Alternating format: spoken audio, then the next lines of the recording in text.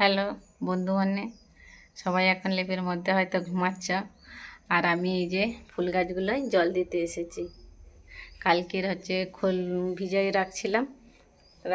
আজকের এই যে বেটুর বাবা বলেইছে, সে তো কাজে চলে গেছে, বলেইছে ফুল গাছগুলোয় জল দিয়ে আসবো। তাই এমনি জল দেইনি, এই যে ফুল ভিজানোর জল সার ওষুধের কাজ করবে নাকি। আর ফুলগুলো কত সুন্দর ফুটছে, দেখো এই যে ফুটতিছে এইটা।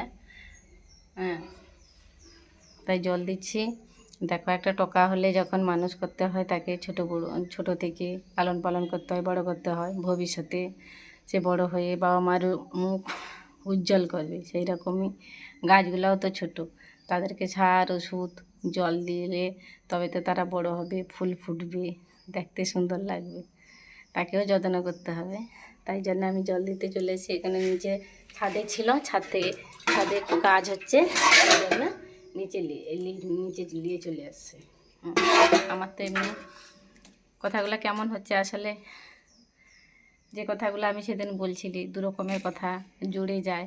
কারণ একটা আমার বাপের বাড়ি সুন্দরবন আমার বাপের বাড়ি, আর এটা মেদিনীপুর আমার শ্বশুর বাড়ি। তো দু রকমের কথা হয়ে যায়, যদিও সেটা আমার নিজের ভাষা, আমি কি সেটা ভুলতে পারি? সেই জন্য কিছু কিছু কথা বলতে গেলে জুড়ে যায়। তো যাই হোক, কথা বলি, অত ভেবেচিন্তে কথা বলতে পারিনি, তো যা আসে তাই বলে দিই। হ্যাঁ, তা চলো ফুল গাছগুলাই আমি জল দিয়ে দিই। তো আজ এই পর্যন্ত, দেখা হবে পরের ভিডিওতে। ভালো থাকো, সুস্থ রাখো, ঠান্ডার লেপের মধ্যে, গরমে সবাই ভালো থাকো।